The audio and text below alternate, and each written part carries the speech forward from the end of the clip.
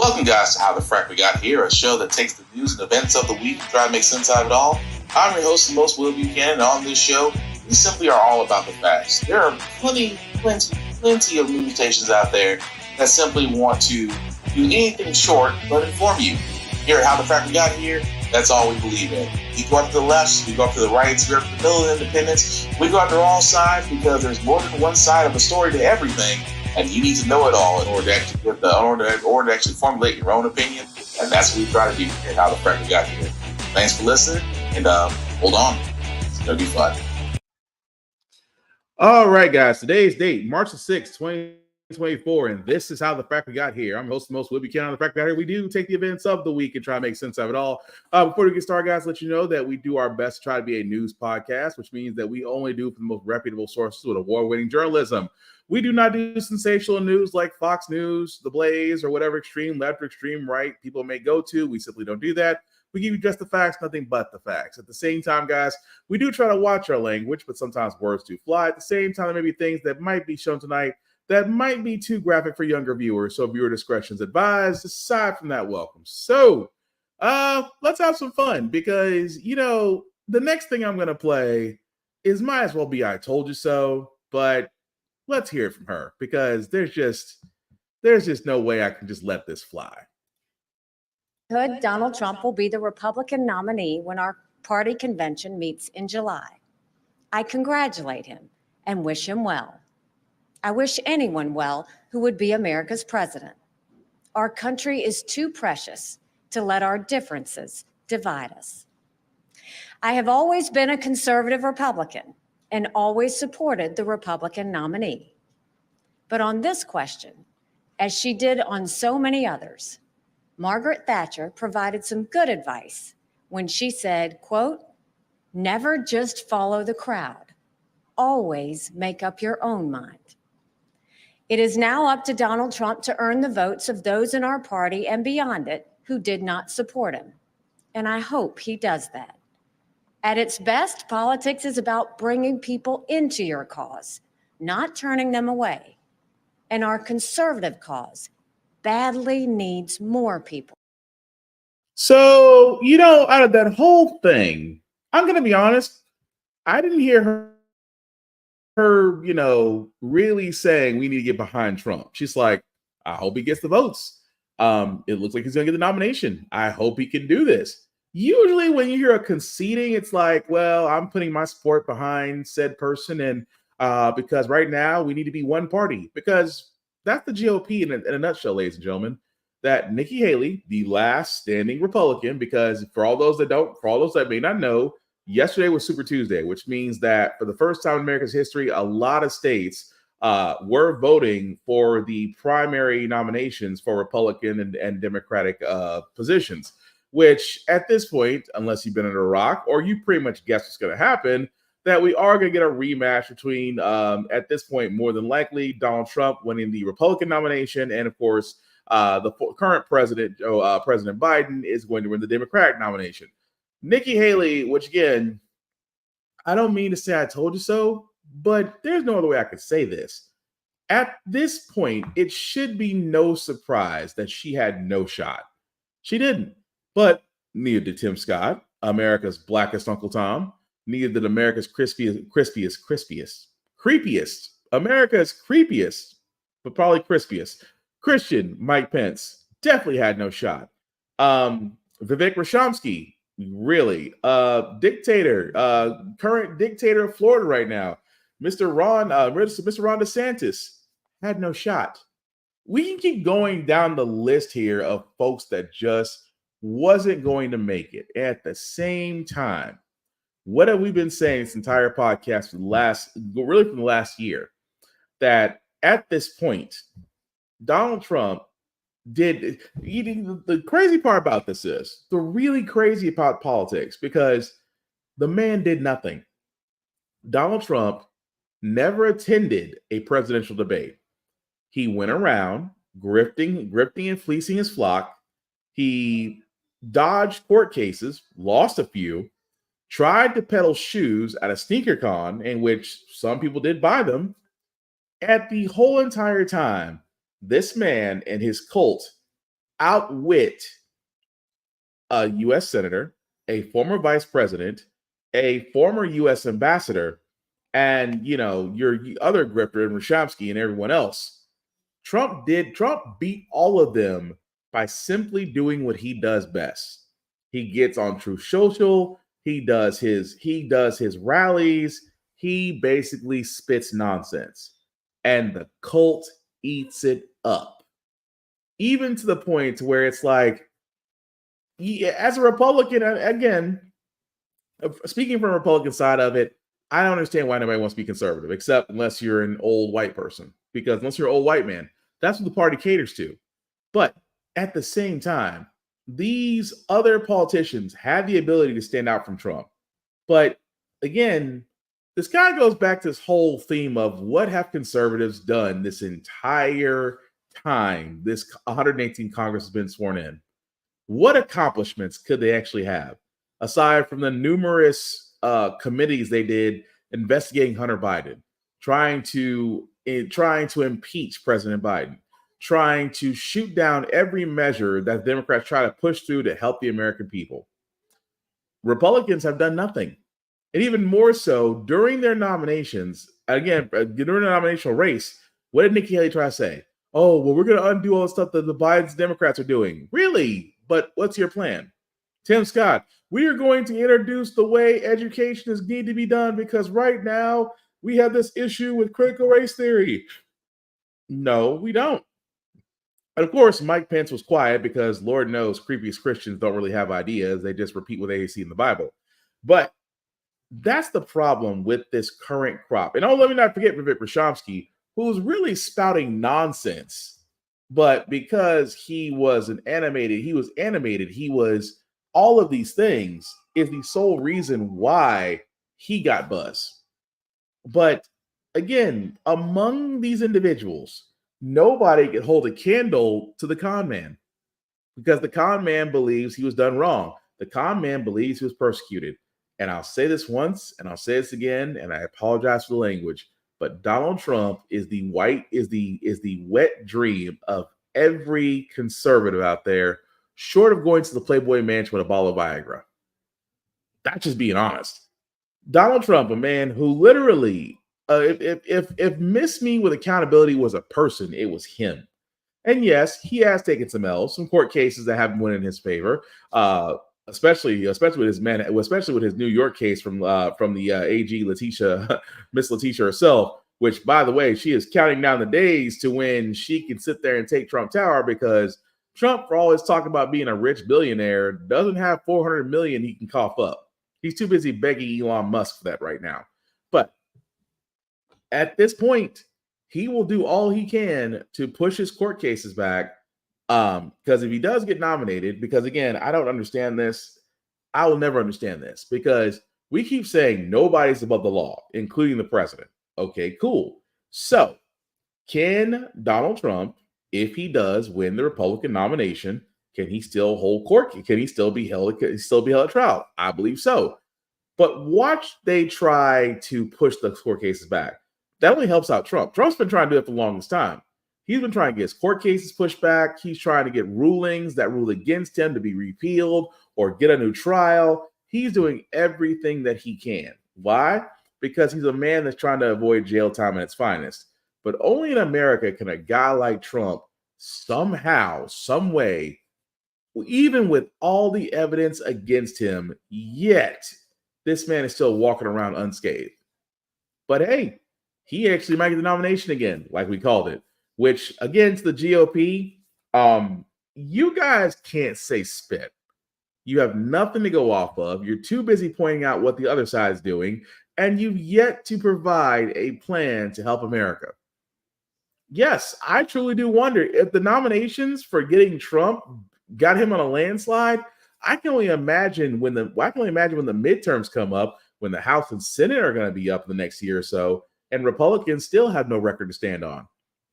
So you'll go with the fear mongering. You'll go with the whole thing of Democrats will overspend. We're going to pass this debt to our grandchildren and this, that, and the other. But I'll tell you one thing. You have a conservative leaning Supreme Court. And that right there is dangerous. Why? Because again, with this other story that I'm about to show you guys, that the Supreme Court decided to basically overturn the Colorado State Supreme Court on removing Trump from the ballot, rejecting the 14th Amendment. Now, for all those that don't know what happened, let me give you a recap. The state of Colorado decided to basically do what every state should have done by now, is basically hold Donald Trump in contempt of the violation of the 14th Amendment, which again, if you cause an insurrection, you cannot run for office. And I could go down the list of January 6th. I can go down the list of the fact that he was at a rally right beforehand to where they were counting electoral votes. And he's talking about, we're going to go down here. We're going to stop the steal. You had Josh Hawley trying to put a fist up in solidarity, but he ran when the mob showed up. You had Marjorie Taylor Greene, who was trying to sit there and say that she wasn't a part of the mob, but she is the mob because she's that dull-headed. You had every Republican jumping on the coattails of Trump because Trump brings idiotic votes. And even more so, obviously violated the 14th Amendment. Hence why the state of Colorado sat there and said, no, you violated the 14th Amendment. Therefore, we disqualify you from being on the ballot, which means that Colorado's electoral votes could not go to Trump because he's not on the ballot. So again, Trump whined and complained. But here's the thing that's scary about this, that Trump whined and complained and said that his case should be heard by the Supreme Court. Ladies and gentlemen, do you know how many cases people wish they get to the Supreme Court to get to the highest court in the land, in our land? And yet he complains and said he wants his case tried by the Supreme Court because he's got a home court. He's got a home court advantage up there because the actual entire panel is overly conservative leaning, which means that there are more conservative judges on that panel than there are liberal progressive ones. And at the same time, here's what's scary about it. And again, this is why I say the dangers of a conservative leaning Supreme Court. The dangers of it is that they can turn around and overrule a previous ruling. And what the Supreme Court did, they sat there and said that Colorado as a state does not have the ability to remove Donald Trump from the ballot, citing the 14th Amendment. Here's the conundrum I have with this. Because the GOP, the party of small government, the party of states' rights, the party that says if the state does it, then the government should not interfere. The federal government should not interfere. Okay. Colorado just sat there and said, as a state, we do not want Donald Trump on our ballot. We are exercising our state's rights. I did not see one conservative person sit there and defend Colorado's decision. We know what they did do. They basically decided to attack Colorado. Oh, how dare they remove our former president over because he wasn't an insurrectionist. He wasn't a traitor. So that just goes to show you the party that always talks about small government and states' rights and all this mess is all bullshit. It's what it is. So at the same time, I did not expect any GOP person to speak up in defense of Colorado. But at the same time, it's scary how that case got heard by the Supreme Court. At the same time, the Supreme Court sat there and said, no, the state can't do that. So who can? Because that's the Constitution. Technically, all states follow the Constitution. Hence why with the United States of America, the Constitution is kind of our go-to book on rulings and regulations and how things are handled. If the state is saying that we can't do that, then who can? Congress? Imagine the fact that if they say Congress, which again is a weak sauce argument, which means that a bill would have to be submitted to the House or the Senate, voted on majority, and then somehow signs the president's desk for Colorado to be empowered. I'm sorry, that's weak ass sauce. And at the same time, benefits Trump. Trump is back on the ballot in Colorado, which means that he is now eligible for those electoral count votes. Does anybody else see a problem with this here? That it's amazing that Trump can say something and it gets done, and it's scary. Oh, I want my case heard by the Supreme Court. It's being heard by the Supreme Court. His case on presidential immunity as we speak is being about to be heard by the Supreme Court. And again, that is a scary thought that a conservative-leaning Supreme Court could do that. Not a lot of people are going to point this out, but will all 9 judges agree to this? So what does that say about the liberals and progressives? I have to ask the question, how do they if that I have to ask this question again, because if a state cannot exercise the 14th Amendment, then who? Because of what's the whole point about the 14th Amendment in the Constitution if it's not being exercised and enforced by what body, if not the state? But I digress. It's going to be one of those things that we'll get an answer for. But if I was interviewing a Supreme Court justice, I'd ask everybody that question, not just the conservatives. But moving right along, guys, I want to cover this story as well because for all those that that do not know this story, I just want to go ahead and repeat this. Isaac Goodloe. For all those that don't know, Isaac Goodloe was a man that lived in Illinois that was literally shot and killed by police in his bedroom. Because again, wrong house, wrong information. Still would have been hot and heavy. And unfortunately, Mr. Goodloe died from his injuries. His family is suing because of the body cam footage. So, because of the body cam footage, which showed multiple things, and trust me, it's out there for the world to see. But after being shot, fatally wounded, and the fact that keep in mind, this was just last month. Last month this occurred, and yet there's been no arrest. There's been nothing of the sort. So what does the family decide to do? The family has decided to sue. The family decided to open lawsuit. And it's luckily as well, because again, this happened last month. It happened on February 3rd, and yet there's no information that's been put out. The officers are still suspended with pay on administrative. The officers are on administrative leave, as they call it, which is basically with pay. But at the same time, yes, if I'm the family, it's like, why are these officers not being held to court? Why are these officers not being identified? Again, I keep pointing this out whenever it comes to law enforcement. They seem to have more protection than the people they are supposed to be sworn to protect and serve. But I digress. We'll still follow that story as it comes up. Another story, though, which again, I find this interesting because we covered this sometime last year, where again, this guy who decided that because a woman with friends were in the driveway, they were apparently going the wrong way. So they pulled in this person's driveway to back out and go out. The individual that you see there on the right, the jumpsuit, actually shot at the car and killed the woman. Well, it's been found out that he has now been sentenced 25 years to life. And rightly so, because you basically exercise a firearm. For no reason. Even the judge says, quote unquote, it's obvious to me that you feel justified. You don't take any responsibility for the outcome of your actions. You just don't get it.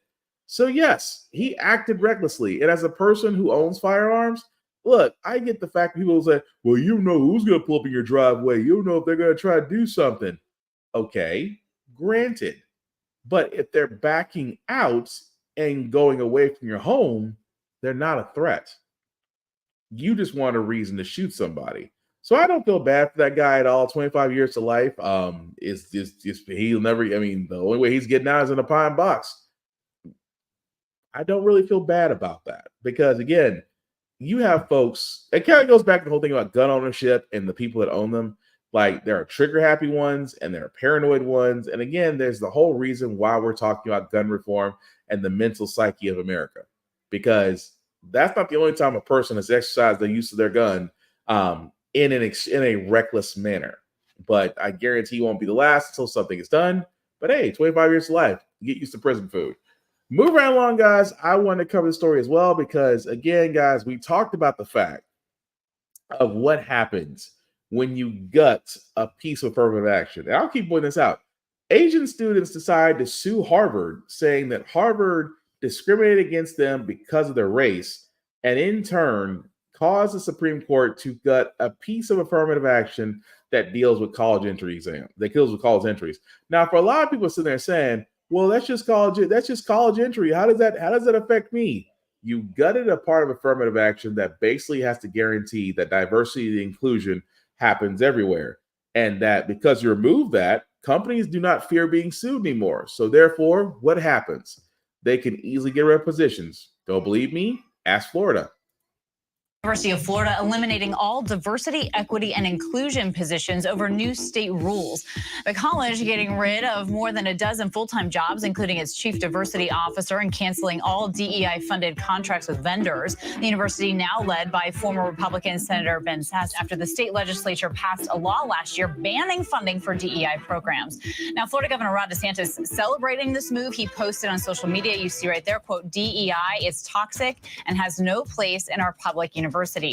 8 other states, including Florida, have passed legislation aimed at dismantling diversity, equity, and inclusion programs. So I want to bring back our panel here, Mike, John, Christina, and LZ. And John, let's jump right into it here. Look, there were concerns from some outspoken parents that worried that DEI initiatives overstep and that they break trust with parents. And the critics of the program said it essentially pushes left-wing ideologies, with worries that some students might be left out to then boost representation of other groups. So, John, what is your take on that?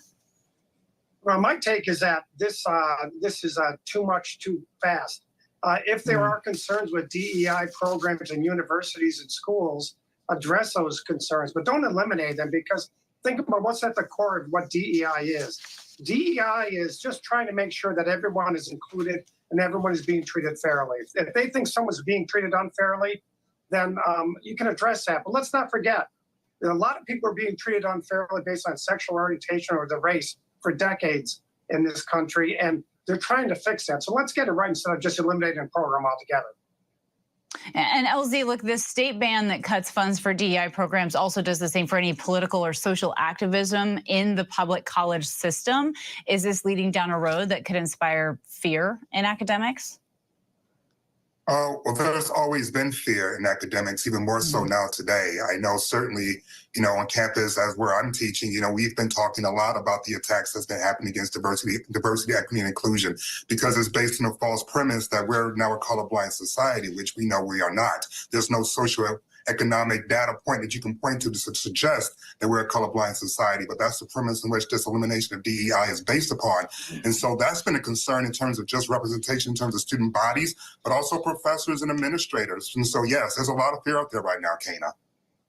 And Christina, to you, Democrats are saying that this effort is out of touch, an attempt to tackle something that isn't a problem. But Christina, Florida argues that using public funds for these kinds of programs is an issue, and that this is a political issue. Do you see this, I guess, more as a political issue or a policy issue here when you break it down? This is a political issue for Republicans to be able to win and hold office at the expense of our children's ability to learn. Look, what these legislators refuse to acknowledge is first that we are one of the most diverse nations on the planet and that our diversity is our strength. The second thing they refuse to acknowledge is the reason why these departments were created in the first place, to give students the tools to address long-term inequalities, which makes our country and our universities better and stronger.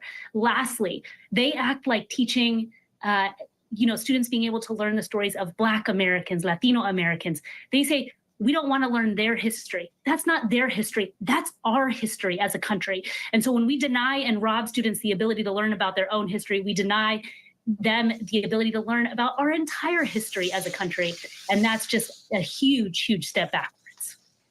Well, Mike, considerations like this are not just happening, though, in Florida. The Washington Post recently noted that Zoom got rid of its DEI team in a broader layoff there. Major corporations like Meta, Lyft, DoorDash, X, they've cut their DEI teams by some 50% or even more. What do you think that signals? Yeah, we're seeing a trend right now, not just in academic, but in corporate America. It's because of this long-standing notion that we start thinking about like diversity and inclusion, it means unqualified. And that's just the biggest misnomer and myth that is out there. But because of the polarization of society, that narrative has been allowed to stand. In relationship to the colleges, and particularly the University of Florida, what people are not recognizing is that the amount of administrators whose positions were terminated. The part that troubles me is that we become more of a polarized society, and John alluded to this about sexual orientation and race, but also too, religion discourse is really igniting on college campuses. We need these trained professionals on campus to help moderate such sensitive and polarizing discourse who are adequately trained in their field. When you break your leg or you get a sprained ankle, you go to the doctor who can then provide healing and treatment plans. This is when you have the most polarized society that we have. You need trained professionals professionals that can help us moderate and really prepare the next future of thought leaders, corporate leaders. College universities are the training ground for that. So why wouldn't you want them to have trained professionals to help lead the next corporation and thought leaders of tomorrow? All right. So again, it amazes me that, when you remove diversity and inclusion, that people want to sit there and say, oh, well, it's indoctrination, or we're just putting some other kids while we're putting kids. And it's like, it's amazing they don't want to say it. That was the part that killed me. It's like, you don't want to sit there and say, well, we don't want kids of color to be considered, to be given priority over kids who are not. Keep in mind, they're being very selective when they say that. Oh, with DEI, because they're trying to treat DEI the same way they're trying to treat critical race theory. And it's amazing that we've had affirmative action for so long, and it's been needed. Because what happens when you remove diversity inclusion from affirmative action? Well, you get this. You get articles like this really quickly. Black women struggle to find their way in a job world while diversity is under attack. This is why I keep saying affirmative action was needed. Affirmative action was needed because it forces companies to look at people of color. It forces companies to look at us and see about, to give us a fair shot. It wasn't the fact of putting people of color over those who are not. It's a fact of evening out the playing field. That, for example, you don't want to be seen as racist if your entire board of directors looks like a white wall and you have one person.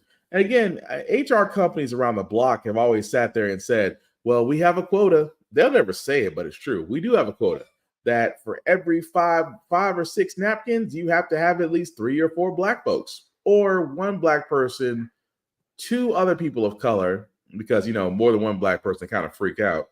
But whatever quota formula they have, it's good enough to where it flies on the radar, to where it's like, we can say we're diversified because we have more than white people here. And that's the truth. And again, affirmative action for what it was did work. The fact that, again, for Asian students got part of affirmative action gutted is the reason why a lot of companies now can stare and say, oh, so we can go ahead and cut this and there's no blowback on us? Cool. Y'all can go. Their whole thing is, the whole budget regarding ethnicity positions and then diversity inclusion positions, we can let those go and send that money somewhere else or give it back to ourselves and not worry about getting sued. Cool. And that's how they look at it. That's why when that part of affirmative action got gutted, you saw how many companies immediately fire their DEI positions. Now, I will say this, being that it's University of Florida or any university that has DEI positions removed, those athletes that are bringing the money or bringing the boosters to those colleges, if I was them, I would go ahead and hit the transfer portal. Why? Because if you believe in not hiring a person of color in a position to where they can be influential and actually help me as a black college student, then I'm taking my athletics somewhere else. And again, I'm all for that, as it should be done. But the problem is, the more that we remove these diversity inclusion positions, the worse it's going to be, because the job market is going to look very drastic, because you're going to have a lot of qualified people of color who can do the job. But you have these companies out here who are insulated and say, well, we don't need to hire you and you can't sue us for it, which again, make it make sense. Moving along, the Biden administration has finally said, we're going to do something with those junk fees. Oh, good. So you're going to finally you're finally going to have banks get rid of the overdraft fees. You're going to finally give banks, the ability not to charge us for money that we don't have. Sort of. We're going after credit cards first. Meanwhile, it's cracking down on credit card fees. A new rule will go into effect mid-May, limiting how much credit card companies can charge for late payments. Business reporter Alexis Christoforous has more on that. Alexis, what's this new policy and how does it compare to the current average late fee? So the Biden administration, we know, has sort of made cracking down on these junk fees a cornerstone of his economic agenda. And if you've ever been late with a credit card payment, you know those fees can be really burdensome and severe. Depending on the credit card company or the bank, they could be over $40 a month. The average is at about $32. That's still pretty hefty. And so this new rule under the Consumer Financial Protection Bureau would cap those late late fees at $8. And that should be a big savings. They're saying a $10 billion savings for U.S. consumers. Currently, 45 million people thereabouts are late with their credit card payments every month. So this could be a real savings for them. So how does the rule affect Americans with credit card debt? So this rule is coming at a time when credit card debt, we know, is at an all-time high. The Federal Reserve telling us over $1 trillion in outstanding credit card debt. The average family now has about $6,000 in credit card debt. And with interest rates on those credit cards above 20%, it's really hard to get that debt down, especially when now we're seeing late fees or late payments starting to rise because more people are having a tough time making ends meet, putting things like essentials, food on their credit cards every month. How are banks and credit card companies responding to this? No surprise to find they are against this rule. These industry groups are coming out and saying it's going to hurt consumers more than help them. They say if they lose that revenue stream or it's greatly reduced from those late fees, they're going to be forced to raise credit card interest rates on everyone. Look, this new rule comes out 2 days before President Biden's State of the Union address. In an election year, there is a lot at stake here. And so far, Biden's crackdown on these junk fees don't seem to be tracking with Americans. You know, the latest poll shows Americans only approve, 34% of Americans approve of Joe Biden's handling of the economy. So he knows there's a lot at stake. Yeah, because he's not going after the fees that make sense. He's not going after the multiple fees that states do charge. He's not going after banks and the ridiculous overdraft fees that they do charge. And they think there, because again, overdraft fees just by itself. Because again, banks will sit there and say, "Oh, you don't have this money in your account. We're going to charge you for it." How do you charge me for money that I don't have? And banks have made billions. Last year, I'm pretty sure the banks have made $8 billion off overdraft fees. And again, those are the junk fees that people will be excited for. Those are junk fees. Those type of junk fees are what they're hoping the Biden administration takes care of. Don't get me wrong about credit cards. Credit card late fees can be a mother, but it's more about what the banks are doing, because credit cards, much like the banks, they're only there to please the profit share, to please their profits, to please their shareholders. Because the more profit they bring their shareholders, the better it is for them.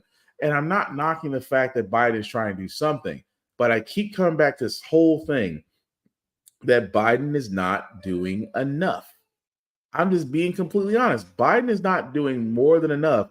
He's doing just enough to sit there and say, this is what we're attacking, but not enough to where it's like, okay, I get it. We need to hit this. Where now, yes, you're attacking junk fees. Junk fees are good. But at the same time, hit them where it hurts. We would like the banks to be held accountable, sir. And then we'll see what happens from there. And I also got moving right along, because we did cover this as well, about Boeing and the passenger plane, about that Boeing 9X aircraft where the door had blown off, and pretty much the passengers there kind of had a bit of a scare because that happened on takeoff. Well, knew that was happening. Passengers are suing Boeing for $1 billion over that mid-air door panel for that mid-door panel blowout that happened on that Boeing plane. At the same time, I don't blame them, because they should be suing. They come to find out the plane wasn't inspected. That crucial bolts that actually hold the door in were actually not there. And then on several other MAX 9 planes, that bolts were either missing or loose, which again caused the entire group to be shuttled. Which now, again, those people that are on that plane are simply going, you know what?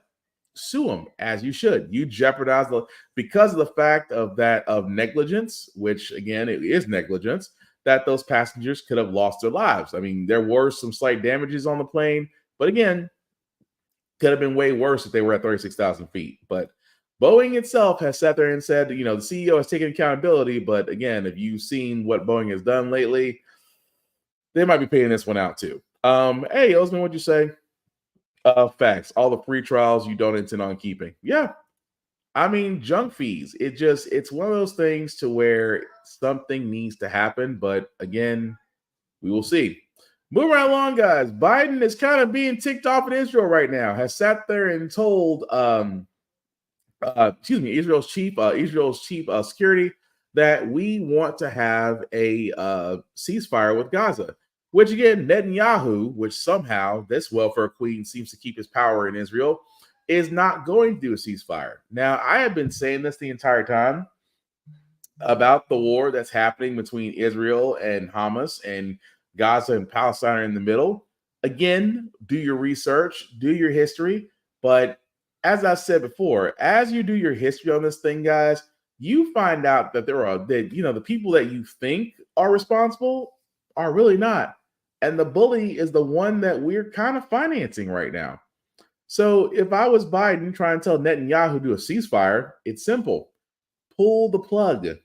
Stop, because I always say this. It's amazing that conservatives always talk about welfare queens when Israel is the biggest welfare queen to the United States. They get $1 billion in foreign aid every year. And Netanyahu seems to be hell-bent on fighting Gaza, even though it looks more like an occupation than a war. But again, I digress. Moving right along on this week, guys, back to politics for a second, because Joe Manchin has said that he is not running for office. Thank you, God, because Lord knows we don't need another indecisive Democrat trying to play Republican. But his partner in crime, however, Kirsten Sinema, has also said that after this one, she's done. Nobody's going to miss her. We have some breaking news. Independent Senator Kirsten Sinema of Arizona says that she is not running for re-election. She says she's going to be leaving the Senate at the end of the year. Let's get straight now to CNN Chief Congressional Correspondent Manu Raju on Capitol Hill. Manu, get us up to speed here.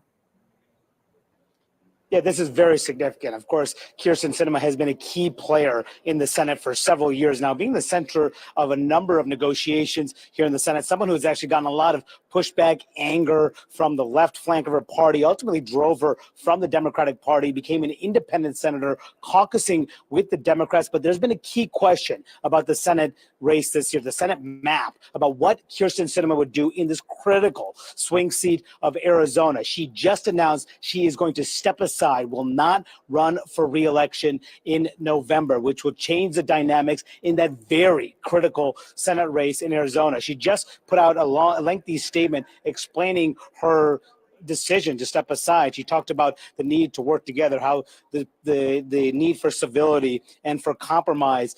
She said that she laments the fact that, in her words, compromise is a dirty road. She said we have arrived at a crossroad and we choose anger and division. And ultimately, she says that it's time for her to step aside.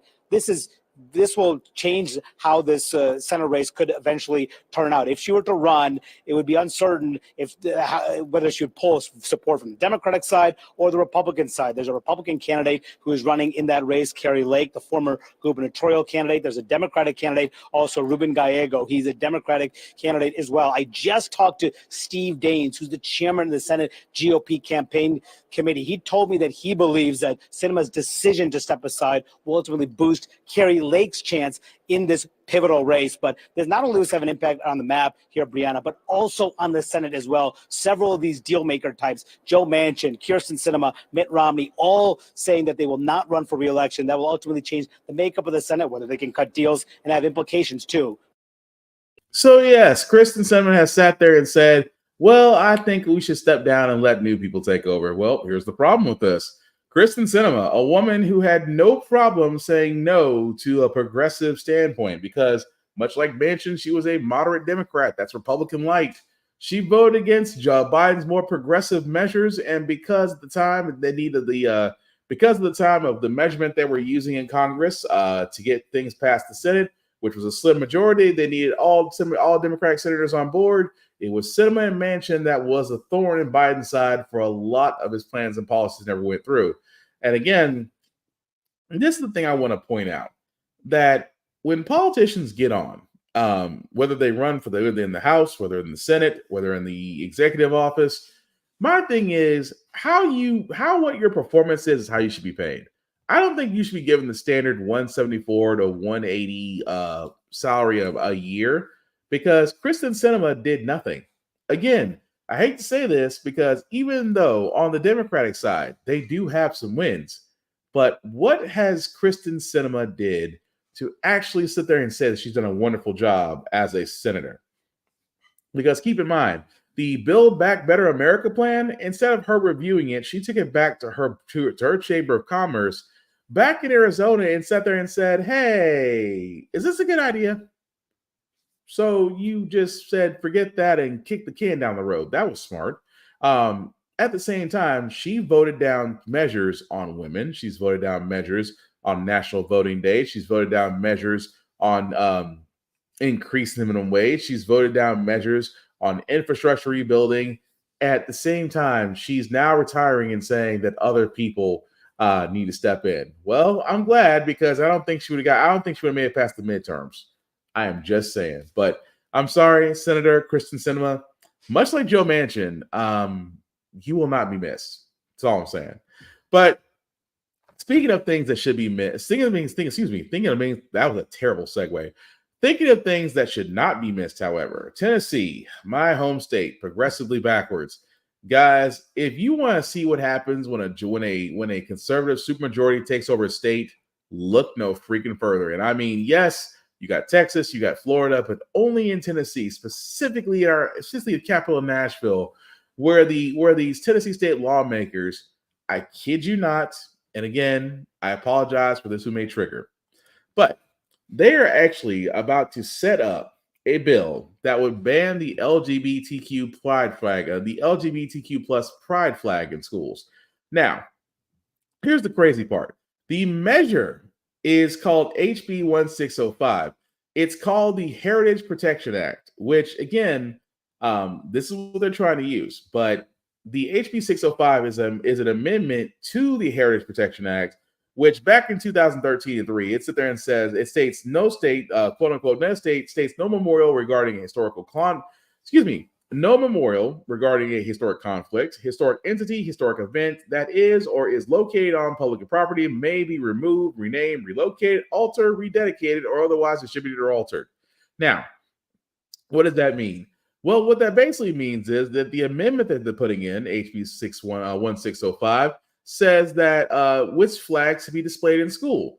Now, that bill determines several different types of flags can be displayed, including the U.S. flag, the official Tennessee state flag, which is the stat flag with 3 stars, and any flag that's protected by the Tennessee Heritage Protection Act. Now, again, you're probably wondering where I'm going with this. Well, there's a certain flag about 2 years ago that, because there were a lot of people, confused individuals in the South, that sat there and said that the Confederate flag is heritage, which, again, your heritage is racism and slavery next to a battle flag. Now, here's the crazy part. That flag is protected under the Heritage Protection Act here in Tennessee. You know what isn't protected under the Heritage Protection Act in Tennessee, and why that measure of 1605 is important? Because the pride flag would not fall under that, and therefore be removed from schools. Certain schools in Tennessee do carry the pride flag. Some do not. And because this was submitted by Gino Bulso, again, an idiot, a Republican idiot here in Tennessee, says that he submitted this back in November after receiving complaints from parents in his district about the pride flag and after contentious debates on whether the flag should be allowed in classrooms, which again erupted into a local school board meeting. Are you, of all the things, and this is the thing that kills me, and yes, I know I'm from Tennessee. It's like there's no other way I can get past this. But you're gonna sit there and tell me that the reason why we're dealing with this as a measure is because parents are uneasy about a pride flag in a kid's school. Well, we just think that it's gonna lead to indoctrination and it's gonna turn them gay. And I'm like, here's my thing. It's like, you know what it is? And I'm just gonna be honest with you guys. It reminds me of people that look at other people and try to figure out they're gay. Like if they do a certain ism or they try to do a certain thing, the first thing they're thinking of is that person gay? They get obsessed with it. They get obsessed with whether or not that person is gay. Those are the same people that I believe are those same ones that are trying to get the pride flag removed. Because it's like, it's a flag. It's a representation of one's ethnics, of one's heritage. If your heritage is the fact that you carry the pride flag, fly it. In the same sense that you would fly the American flag. In the same sense you would fly your state flag. In the same sense where a bunch of confused hillbillies, rednecks, and those that still want to, still chew for the losing side we'll stick with the Confederate flag. But the fact of the matter is, it is amazing in Tennessee that they're basically using this to sit there and say, we're going to protect our Confederate flag, but we're going to legally get rid of the pride flag. Way to go, Tennessee, to let people know that, no, you're not bigots. It's the fact that you're just heavily confused. But again, that is a measure with Tennessee lawmakers. It hasn't been voted on yet, but we will follow that story as it goes along. But this other story, I can't believe I'm saying this, but it's got to be said because every year, Dr. Michelle Obama, because she has her doctorate. First of all, first lady above all stars. A first lady who acted more like a Secretary of State than a first lady, and that's how tells you how much she got done. But every year, this story is brought up, and I just sit there and shake my head every time I see it, where you literally see that Michelle Obama from the office of Michelle Obama says that she will not be running for president in 2024. Again, I cannot tell you guys enough. This isn't the first time this story has came up. But what's crazy about this is, right, Michelle Obama, to me, a woman who literally for 8 years dealt with a whole lot of shit from a whole lot of ignorant people, tried to call her a man, talked about her daughters, said every which way about her as much as humanly possible. This woman carried with grace. This woman carried with elegance. At the same time, you can't forget the fact that when she says, when they go low, we go high. That is her to a T. Now, don't get me wrong. Do I hope that, that she would run for office? Yes. But in my opinion, the woman has done enough. Leave her alone. She had to deal with America for 8 years. At this point, I am beyond convinced she just needs to just relax, live your life. You don't need to save the world again. You already did it once with your husband. Because again, keep in mind, you can serve as president. Like I said, president is just 2 consecutive terms. You got to sit one out and you come back. But I wouldn't ask Barack Obama to come back. Although Supreme Court could definitely use him right now. But it is amazing to me that whenever the election cycle comes up, a Michelle Obama story pops up. It's like, she doesn't want to run. What if she does? That's my thing. What if she says, you know what? Yeah, I'll run. I'll run for office. Democrats will be behind her. Why? Because she'll win by a landslide. At the same time, who do you have on the Republican side? Oh, right, because they don't want a woman representing them that they can't control. Ask Nikki Haley. So yes, I hate to say it, guys, but no, she's not running, and that's completely fine. This woman has lived her life, and therefore she should be allowed to live her life in peace, along with her husband and her children. Because again, that was the first family in a long time that did not have a scandal for 8 years. I, for one, am freaking grateful. The last story I got, guys, before we get to our feel-good news segment is basically about CVS and Walgreens. They will start dispensing the abortion pill, and forgive me if I mispronounce this, mifepristone. Either way, the abortion pill will be available at CVS and Walgreens because they now receive certification to dispense it following a rule with the FDA. Keep in mind, abortion is still a hot topic in the country, which I'm surprised it is, considering the fact that, again, a woman's body is her choice. What is so hard to fucking figure out about that? Please excuse my language. But because of the fact of Roe versus Wade being overturned, because of the fact that many states have put abortion laws into place at the time of the rule change happening, that again, women have had to figure out, had to either make very life-threatening decisions, travel to places to where abortions are performed, or simply put, more drastic measures.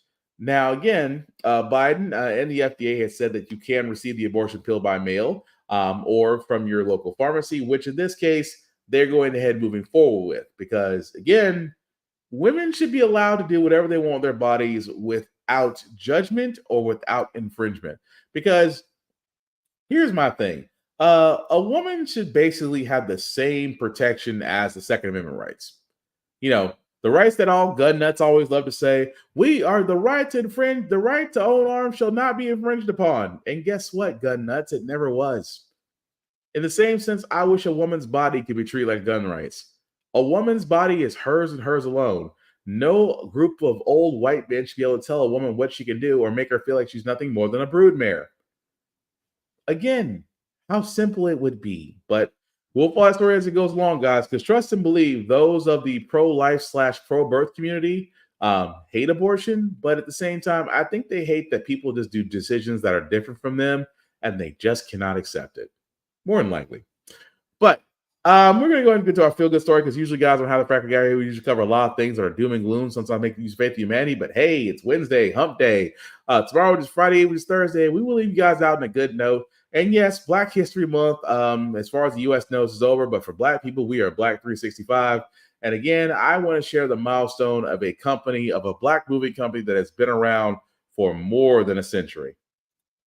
Having marked Black History Month, the family business Made in America, and it turns out not long after the Civil War. Tonight, we round out Black History Month with a Made in America story we can all celebrate. The oldest continuously Black-owned business in the country. In Columbus, Ohio, E.E. Ward Moving and Storage, 143 years old. Founder John T. Ward starting the company in 1881, just 20 years after the Civil War. Their Ohio family farm was a stop on the Underground Railroad. John and his son William using horse and buggy to help fugitive slaves escape north to freedom. During the Civil War, using their transport skills to haul supplies for the Union Army. After the war, founding their moving company, eventually named after the founder's grandson, Edgar Earl. Over the many decades, their company growing, the 1940s, the 50s, the 1970s, 80s, and 90s. Headquartered in Columbus, expanding to Charlotte and Raleigh, North Carolina. 45 trucks, more than 75 employees. And right here tonight. Hi, David. Raleigh Head, on the job 35 years. I'm a mover and a packer. Hi, David. Lindsay, 17 years. I'm very proud of the 143-year-old history that dates back to the Underground Railroad. Hi, David. Jerome Davis with his moving truck. I've been with E.E. Ward for 35 years. Driver, mover. I'm glad to be part of this legacy. Hi, David. And new hire tonight, Najib. I feel very fortunate to be part of such a company with rich history. Hi, David.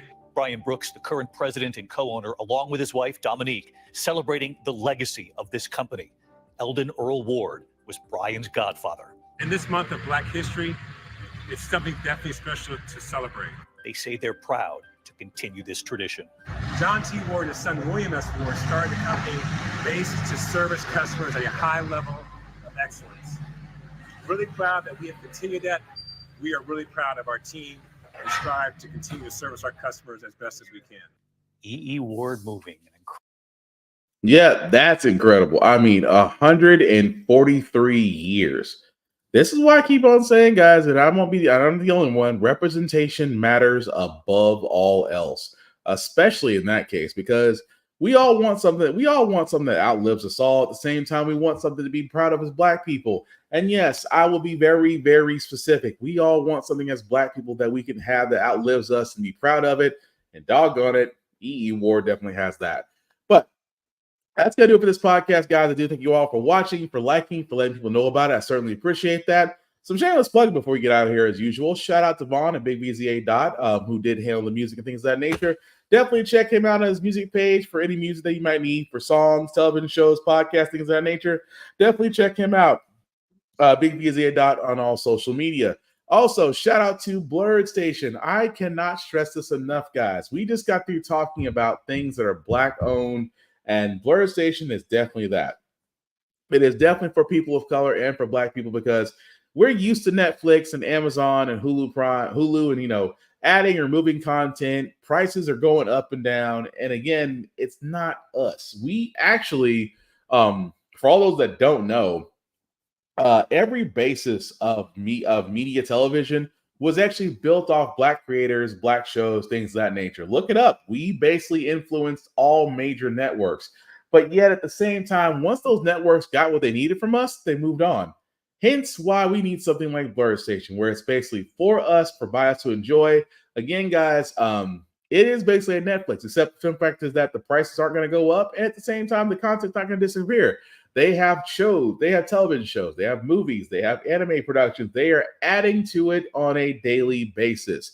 if you'll do me a favor, definitely go to Join Now. And once you do go to Join Now, you definitely want to select Blurred's Eye View Affinity membership. You can select anybody here, including myself, Black Spartan. We definitely feel that we'll appreciate that. And of course, at Blurred Station is $10.99 a month. $10.99 a month. You can't beat that with a stick, especially with the fact of what Hulu and Amazon and all these other streaming services are charging.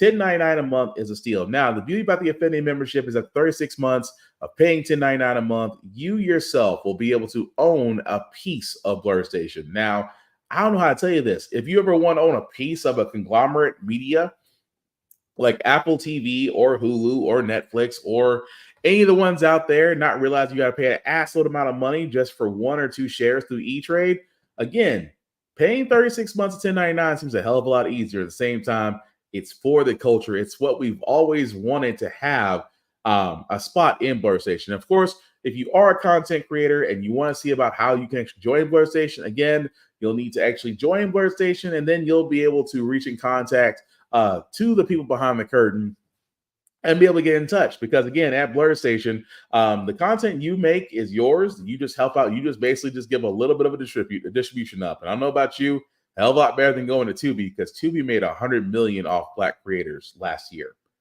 Why not do the same for Blur Station? Now, as far as me, guys, you can definitely find me Black_Spartan615 on the socials. I do reviews on mostly everything. The link at the bottom, I'll just make that a little bit bigger for you guys to see. If you copy and paste that link into your browser, it'll take you to my link tree. That's the YouTube and Facebook groups for all of our podcasts. The Frack We Got Here, Get Bit Podcast, Score Off of this podcast. All these podcasts can be found on Facebook, on Instagram, on Twitch, and on YouTube by their names. Again, How the Frack We Got Here. Get Bit Podcast and the Off Limits Podcast. Definitely like, definitely share, subscribe, turn your notifications, because guys, I hate to sound like PBS, but it's true. We cannot do this without you. The whole mission here at How the Frack We Got Here is to inform, to get you guys involved about what's going on, not only with your federal government, but also with your city and state, to basically be informed and to act, because we can no longer sit there and say we're not doing anything when we have the ability to do so. But hopefully, this definitely reaches out. And like I said, like and tell people about it. Word of mouth is the greatest weapon we have against the algorithm. And trust me, the algorithm was nice to Black folks during Black History Month, but now it's gone back to its usual evil hating ways. Yes, congrats to you guys on come up. Thank you so very much, Osman. Really appreciate that. And again, guys, we will definitely be back here next Wednesday. Again, let me know what you thought about everything that we discussed. Again, it's a free environment as far as us discussing things. We're not trying to put anybody down. Unless you're a Trump supporter wanting to troll. It's happened once or twice, but I shouldn't be surprised about that. But again, we're trying to inform and share ideas and to inspire people. That's all we're trying to do. And hopefully so, because again, Trump is about to basically get the Republican nomination. So Biden's about to get Democratic. So we are going to see a rematch. We'll see how it goes. But the last thing I say about How the Frack We Got Here, guys, is all about staying informed. We're not trying to reinvent the wheel. We are simply giving you all the information, allow you to make up your own mind, but we do provide a logical perspective that goes along with it. We do better once we're informed. We're progressive. We move forward. We try to change our ways, right our wrongs by doing decisions now that we should have done back then. Like electing our first Black woman to the Supreme Court, electing our first Black woman to the Federal Board of Governors, electing our first Black woman as a cybersecurity advisor of the United States. All great things. We don't learn from history. We are doomed to repeat it. That's why we keep asking ourselves, why does everything go about our paycheck? Why are we electing different politicians but still the same old game in Congress? And most importantly, how the Frack We Got Here. Thank you all for watching, guys. Again, take care of yourselves and each other. We'll all get through this. Peace.